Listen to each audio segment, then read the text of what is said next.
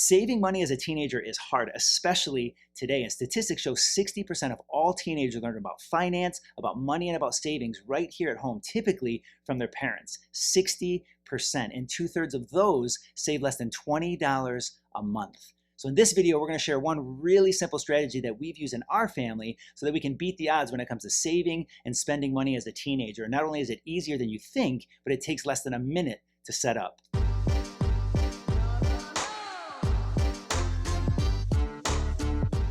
So I don't know about you, but if those statistics are right, most of us grew up in the same boat financially. 60% of us learned basic financial concepts from our parents or from the people in our life, where we kind of just learned it on the fly. I mean, our families did the best they could, but they were busy working and they had their own stuff to deal with. And I definitely don't remember having financial classes in high school or financial classes in middle school or really even in college. And the personal education that I got and the advice given to me was get a credit card, buy what you want, spend all you can, never pay it down. It was just kind of like free money, so it was the greatest thing. There was zero talk in my life of savings or of spending wisely at all, and that carried over into college. And what ended up happening is I brought thousands of dollars of debt into my marriage as we started off our lives, and not like normal debt either. I'm talking about credit card debt. Right? Fortunately, by the grace of God and having wise mentors in our lives, we got all of it paid off. And I remember promising myself when I had a family, when I had you guys, that I would never want my kids growing up learning like I did, or that kind of thinking when it comes to money. So our family, we just kind of figured out an easy way for our family to do it. And I know that every family is different. You might have a system that works for you, but if you don't, this is what's worked for these guys in a way that's doable and fun. And it's opened a lot of conversations about money. So what we did is basically we developed an envelope system. And I know people have been using envelope systems for years and years and years. And this isn't anything super formal. We just wanted to do something easy. We wanted to do something kind of fun. Because if it's not either of those things, if it's not really easy to do, or you guys can't have fun with it, it's not going to work. So here's what we do. Each one of our girls and their 11-year-old brother, they grab 4 envelopes. They write one word in one category on each envelope: savings, spending, special purchase, and giving.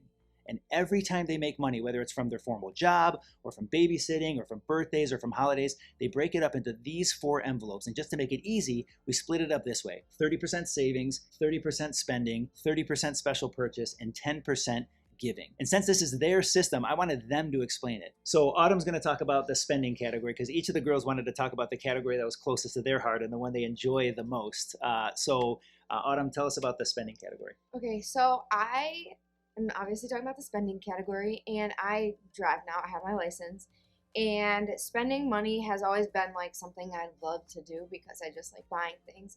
But especially getting my license, it's taught me a lot because I now pay for gas. I can go to like stores. I can get like a drink from like Starbucks or Tropical Smoothie.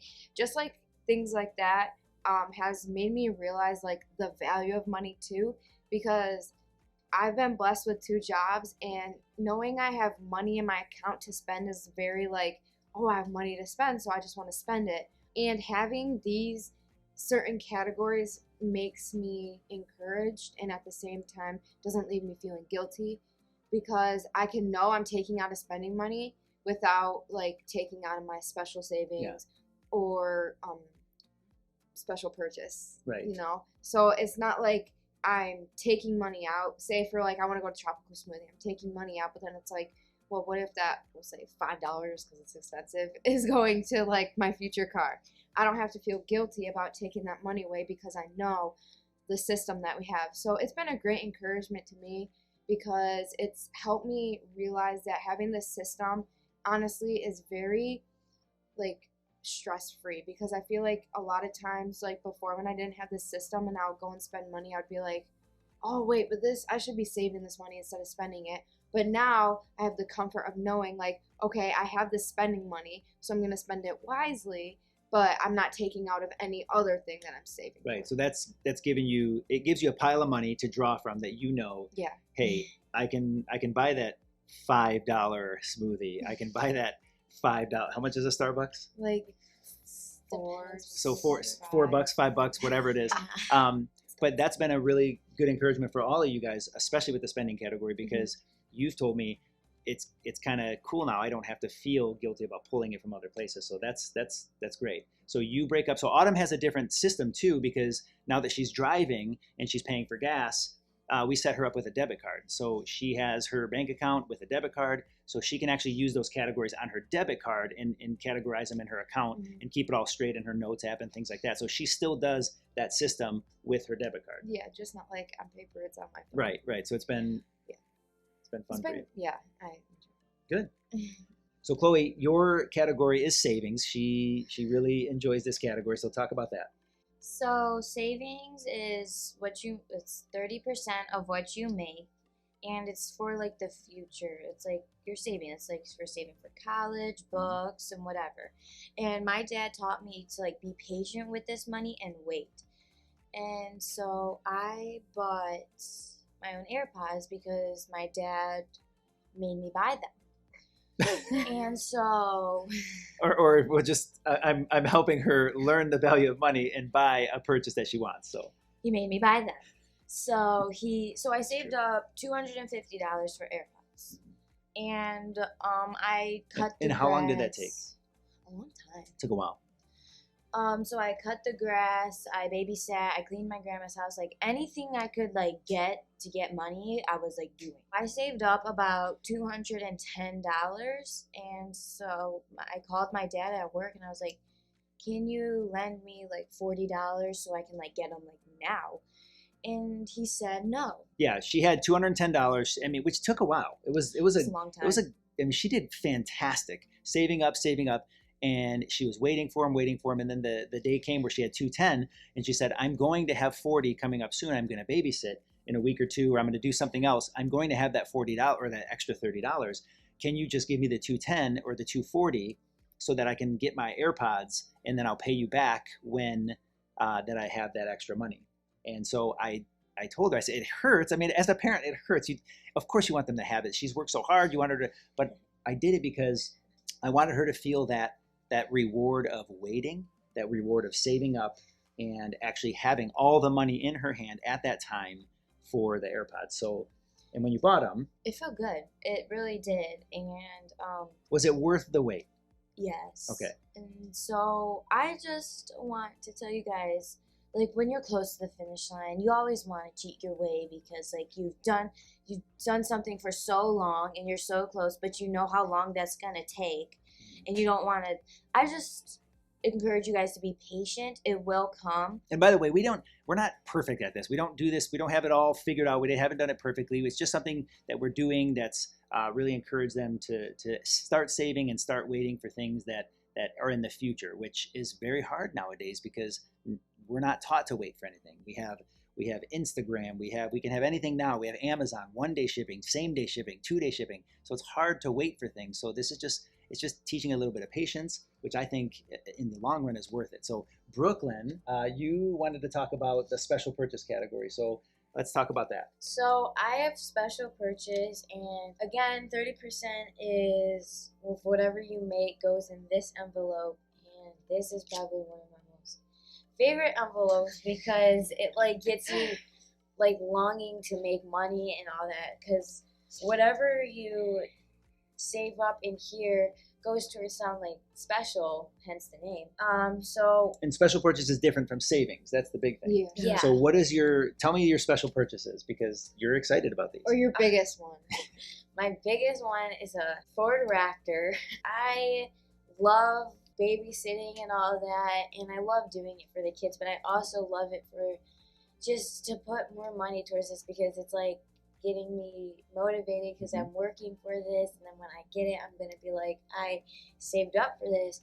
So this has really helped me to like learn to pay for my own things, to get excited. That's what I love about the special purchase because you have your this is not your savings category because that is for future, like way future purchases that you don't touch. And the special purchase for Brooklyn is her Ford Raptor, which we've talked about.